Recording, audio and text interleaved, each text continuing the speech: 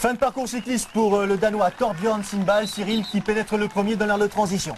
Et Torbjørn Sindal qui a fait une erreur, il perd quelques secondes encore précieuses, il a enlevé la jugulaire de son casque avant de poser son vélo, c'est interdit, et l'arbitre qui le sanctionne d'un carton jaune, donc il a dû remettre son casque, et maintenant il peut poser son vélo, enlever son casque et partir. Mais c'est vraiment bête de perdre des secondes comme ça. Une erreur presque de débutant de la part du Danois qui sait que les secondes valent très cher, tandis qu'il s'apprête à entamer le parcours de course à pied. Julien Loy, Charlie Loisel à leur tour dans l'aire de transition. Pierre Houzeau qui lui donne quelques conseils et surtout qui lui donne l'écart avec Torbjørn Sindal. 1 minute 30 c'est rien. Julien il le sait, il est capable d'aller chercher Torbjørn et Torbjørn aussi le sait, ça va être très très dur pour lui de contenir le retour de Julien Loy. Allez, c'est parti comme dit Pierre, c'est parti pour Julien Loy. 1:30 de retard, c'est quasiment rien. Derrière, la suite du peloton pénètre à son tour dans l'aire de transition. Olivier Marceau, Gabriel Lefloc, François Chabot, Jonas Colting, Sébastien Berlier. On prend le temps d'enfiler les chaussettes. Vous aviez enfilé des chaussettes, Cyril? Vous aviez enfilé des chaussettes. Moi, je n'ai pas enfilé des chaussettes. On vous voit effectivement vous battre avec vos chaussures. C'est parti pour Cyril. C'est parti bientôt pour Xavier. Et Cyril, c'est dans l'autre sens. Et oui, erreur. Et oui, j'ai oublié de prendre mon dossard. L'ITU nous avait imposé de mettre les dossards que sur la course à pied. Et pas l'habitude, je suis parti sans mon dossard, donc j'ai dû revenir. C'est là aussi, un peu comme Torbjørn, j'ai fait une erreur. 5 minutes de retard sur Torbjørn Sindal. Cyril, pour ce qui vous concerne, les dames, elles, vont en terminer dans cet ordre-là. Léon Dakev, Katrina Morrison, Delphine Pelletier. Un peu plus de 2 minutes de retard sur Léon Dakev après le parcours cycliste. Ça peut être intéressant pour Delphine Pelletier. Il y a une petite carte à jouer, on verra ça en temps et heure. Pour l'instant, on suit Torbjørn Sindal qui sait, lui, qui n'a pas le choix. Il va falloir qu'il se dépêche un peu. Il va falloir qu'il se dépêche. Il est obligé de partir sur un rythme très très élevé. On le voit, Torbjørn, parce qu'il n'a pas beaucoup d'avance. Il aurait aimé avoir beaucoup plus d'avance. Il aurait aimé avoir au moins 5 minutes d'avance. Mais il ne les a pas eues parce que cet homme-là a fait un travail extraordinaire. Il a emmené Julien Loy, il a forcé pour eux. Il a énervé un peu Torbjørn Sindal. Et Julien, derrière, est arrivé à 1 minute 30. Et là, on le voit, c'est logique. Julien va doubler Charlie Loisel. C'est normal, il est nettement meilleur en course à pied. Mais le gros du travail a été fait vraiment par Charlie en vélo. Il a usé Torbjørn Sindal. Et maintenant, c'est à Julien de faire le travail et d'aller le chercher. On est là, on a quitté l'aire de transition depuis à peu près, allez, je serais tenté de dire 800 mètres à peine. Et là, Julien est en train de produire son effort. Il laisse Charlie quasiment sur place. Charlie qui sait pertinemment qu'il a fait le nécessaire. Il a joué la carte équipe de France. Il a joué vraiment la carte équipe de France. Maintenant, à lui de donner encore le maximum en course à pied parce qu'à ce moment-là, il est quand même encore 3e. Il a encore de l'avance sur les autres. Et son objectif, c'est vraiment d'aller le plus loin possible et pourquoi pas essayer de terminer dans les 5 ou dans les 10. Cet homme-là a envie lui aussi de terminer dans les 5, voire mieux. Sébastien Berlier qui s'était imposé à Vendôme lors des épreuves de qualification pour ces championnats du monde. 9e à Gérardmer en 2006. Lui aussi, il est parti avec une foulée particulièrement agressive. Il est remonté tout de suite sur Olivier Marceau. Et il est en train d'essayer de recoller le trio de tête. Ouais, Sébastien Berlier qui était le grand espoir du triathlon français. Il a été champion du monde junior, tout comme Olivier Marceau. Il a essayé de... Il a été en équipe de France avec Olivier Marceau pour aller aux Jeux Olympiques de Sydney. Il n'est pas allé aux Jeux Olympiques de Sydney. Ça a été un peu une déception pour Sébastien de louper ces Jeux Olympiques. Et il s'est orienté petit à petit sur le longue distance. Et c'est pas étonnant de retrouver Sébastien à cette place-là. C'est un très très très bon coureur à pied. Et il devrait aussi sortir une grosse course à pied pour aller, pourquoi pas, chercher une place dans les 5 premiers. On change de foulée. On retrouve celle d'Olivier Marceau. Prendre l'avance, il y en a un qui arrive derrière. Le Suisse désormais qui connaît des difficultés puisque là c'est Hervé Faure, un autre tricolore qui revient aussi en trombe. Il a l'habitude Hervé de produire des efforts sur du très longue distance puisqu'il a gagné Embrun, il a gagné l'Ironman de Nice. Et là, à pied, il joue son va-tout. Il joue son va-tout. Hervé Faure, c'est vrai, c'est un spécialiste de l'Ironman, du très longue distance. Mais c'est quelqu'un qui court beaucoup, qui fait beaucoup aussi de courte distance et de sprint pour se préparer. Donc il a l'habitude aussi de ses départs rapides. On le sait, il fait des sprints dans sa région. Et je pense notamment au sprint de Valence qu'il a gagné devant des spécialistes. Donc c'est quelqu'un qui a l'habitude de produire des efforts très violents comme ça en début de course à pied. Un moment important dans cette épreuve, disputé à Lorient, ces fameux championnats du monde de triathlon longue distance. L'instant où Julien Loy dépose Torbjørn Sindal. Qu'est-ce qu'on se dit à ce moment-là lorsqu'on prend le meilleur et qu'on devient tout simplement le leader de l'épreuve? Là, Julien donc, qui passe devant Torbjørn. Bon, et je pense qu'il l'avait en point de mire depuis un petit moment, donc il se doutait et à mon avis il a dû préparer justement ce passage. Il s'est dit même si je cours plus vite que lui, il va falloir qu'au moment où je le dépasse, je ne montre aucun signe de fatigue et que justement je remette un coup pour lui montrer que c'est moi vraiment le plus fort.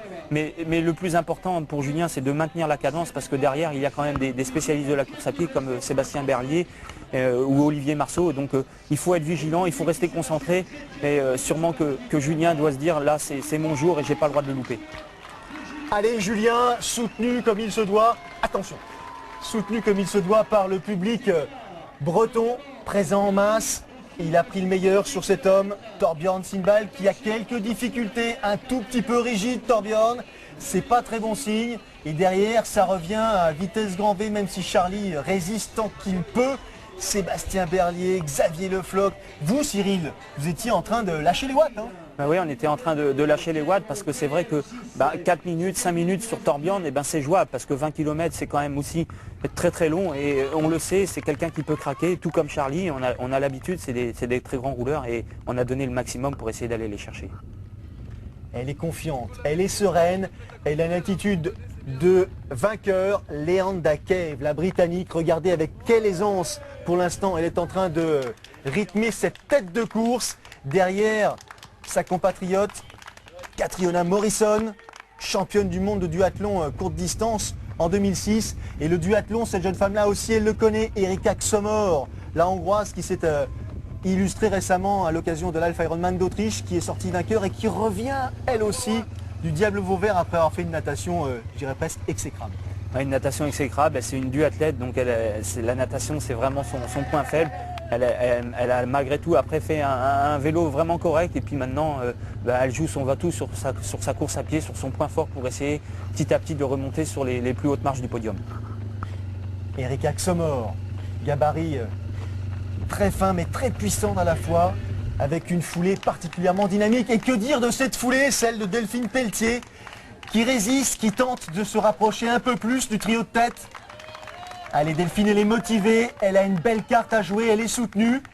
Cyril, c'est agréable de voir des athlètes, que ce soit Delphine, que ce soit Julien, qui est comme ça, je dirais, le vent en poupe et qui est vraiment un enthousiasme débordant. Et que dire de l'enthousiasme de Sébastien Berlier qui est en train de gentiment dire à Thorbjørn, pousse-toi que je passe. Ouais, Sébastien qui... il nous l'avait dit dans son interview d'avant-course, il avait vraiment tout misé sur ce championnat du monde. Et une petite frayeur pour Sébastien parce qu'il s'était un peu blessé à un genou au mois d'avril et donc c'est toujours embêtant quand on se prépare tout un hiver pour ces championnats du monde et de se blesser à quelques mois de l'échéance. Et puis Sébastien a été vigilant, il a fait attention, il a préféré prendre quelques jours de repos et puis pour bien se guérir et aujourd'hui il donne le maximum, il est passé maintenant en deuxième position donc c'est vraiment fabuleux pour Sébastien. Et c'est pas fini en ce qui concerne Thorbjørn Sindbæk. Derrière, un Français cache un autre Français autour de Xavier Le Floch de venir justement titiller la foulée du Danois. Allez, Xavier est un tout petit peu plus sympa que Sébastien, je serais tenté de dire, une petite marque du style toi aussi, il faut que tu t'y fasses, mais là c'est l'heure des Français. Ouais, là c'est l'heure des Français. Xavier, on a l'habitude de le voir dans ces positions-là, c'est-à-dire c'est quelqu'un qui part prudemment, il est parti derrière tout le monde en course à pied, mais on sait qu'il a un très très gros finish et on se souvient qu'il y a quelques années, il avait fini à 14 secondes de la première place des championnats du monde, à 9 secondes de la seconde place, il avait fini en trombe et il ne serait pas étonnant de voir Xavier revenir comme ça sur la tête de course, on le voit, il accélère, il donne tout ce qu'il a. Ah, ils ont un visage particulièrement expressif. Regardez Xavier avec quelle vitesse, avec quelle puissance il revient sur Sébastien qui ne peut rien faire. Sébastien il sait, il jette un coup d'œil derrière en se disant bon maintenant il faut que je gère cette troisième place, il faut que je monte sur ce podium, même si c'est la troisième marche, c'est fabuleux. Il y en a un en tout cas qui se destine lui à la plus haute marche, c'est Julien Loy qui est tout simplement en train de réaliser une performance fabuleuse. Il est en train de se diriger vers un titre de champion du monde, Cyril. Ça doit cogner fort, Cyril, dans la cage thoracique. Hein. Ça doit cogner, ça cogne très très fort dans la cage thoracique et puis ça commence à cogner fort aussi dans la tête parce qu'on se dit que là, à un tour du titre de champion du monde, Julien Loy, de toute façon, son seul objectif, c'était même pas le podium, c'était la première marche de ce championnat du monde. La première marche, elle sera sans doute destinée à cet athlète, Leanda Kev, la Britannique, qui ne souffre d'aucune concurrence. Jusqu'à présent, elle résiste parfaitement. Et vous aussi, Cyril, vous résistez, vous faites mieux que cela, puisque là, on se bat pour une 10e, 11e place. De bonnes jambes. Hein. Ouais, de bonnes jambes. Donc là, je suis à la bagarre pour rentrer dans le top 10. Donc je suis devant mon public, devant ce grand public breton qui est venu en masse. Donc forcément, on donne le maximum. C'est sans doute le dernier effort qu'aura accompli Julien Loy avant de franchir la ligne d'arrivée. Levez la main, il a course gagnée, Julien. Il a un sourire immense qui vient magnifier son visage. Il en termine avec cette épreuve. Dernière ligne droite, le soutien du public, la joie tout simplement d'un homme qui monte sur la plus haute marche du podium, qui devient champion du monde de triathlon longue distance. Superbe Julien Loy, quelle performance!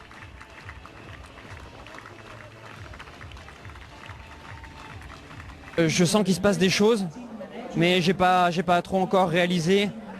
Je pense que je le réaliserai peut-être déjà un peu ce soir, un peu demain. On le réalise bien souvent en ayant un retour sur les médias, la presse, la télé. Donc voilà, pour l'instant, je sais pas trop ce qui m'arrive, mais je me dis que c'est un moment unique et il faut essayer de le savourer. Et voilà, je suis très très content.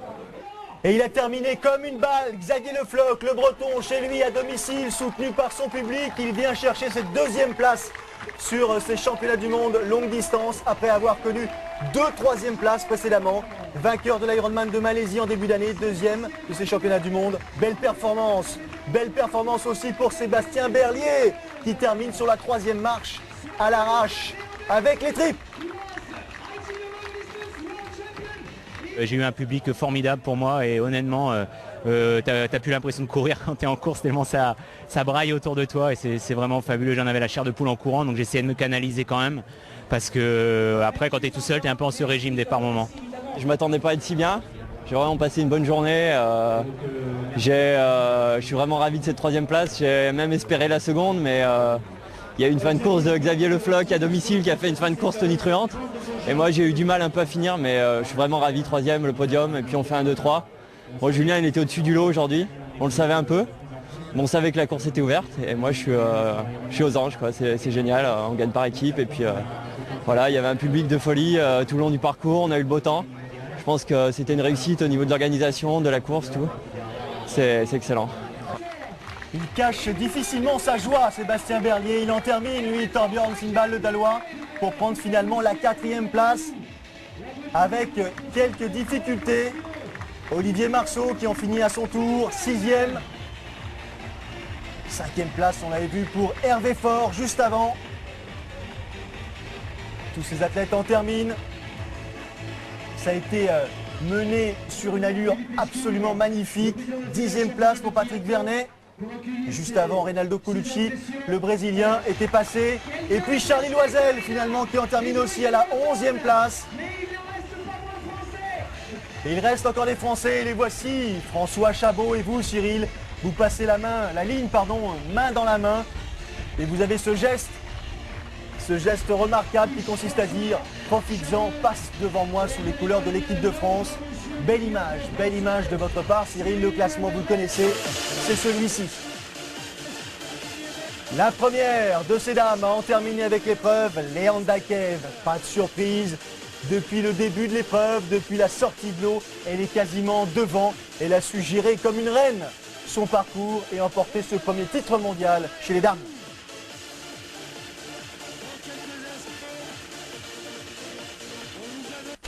Deuxième place pour la Hongroise, revenue à vive allure, Erika Czomor, vice-championne du monde de triathlon 2007.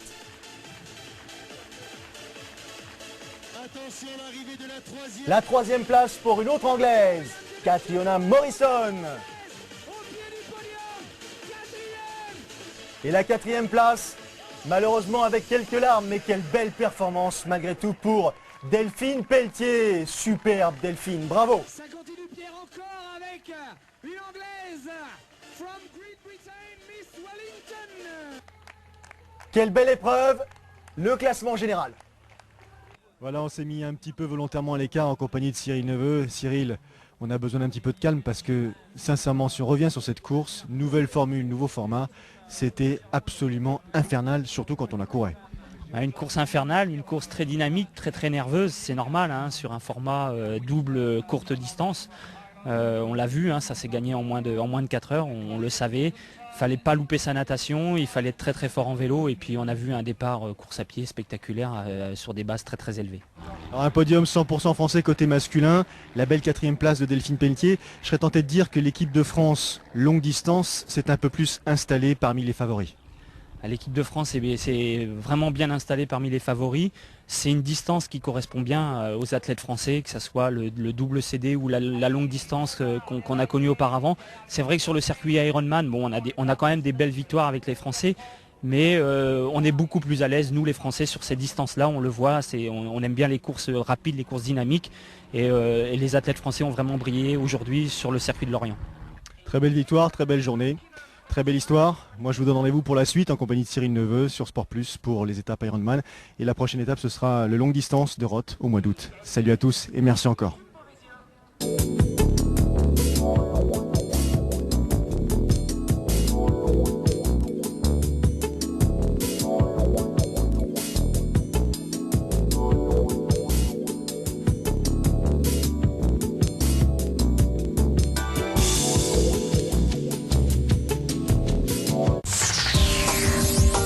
Le championnat du monde de triathlon longue distance à Lorient avec la Toque Bretonne et Massif.